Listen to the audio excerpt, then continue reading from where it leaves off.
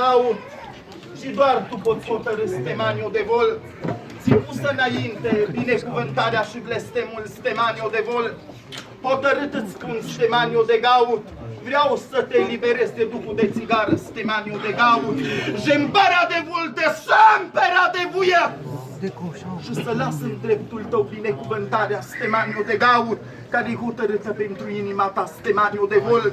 Vreau să te eliberezi de multe lucruri, Stemaniu de Gaur. Doar să asculți, să te apropii și să iei o hotărâre, zice Hristos Domnul. Dacă nu eram de partea ta, de mult erai după gratis, Stemaniu de Gaur, dar mi-am întins o mână și te-am ferit, Stemaniu de Gaur. Picioarele tale au alunecat în multe locuri în care n-a fost îngăduit, Stemaniu de Vol, dar astăzi îți spun că preț ai înaintea ochilor mei și vreau să te eliberezi, Stemaniu de Gaur. De vei asculta și îți vei deschide inima, vei cunoaște calea îngustă care e trasată pentru sufletul tău, căci și pentru tine a murit, zice Hristos Domnul prin Duhul Sfânt. Și astăzi, prin bunătate te chem, Stemaniu de Gaur. Deschideți inima, zice Hristos prin Duhul Sfânt. Amin.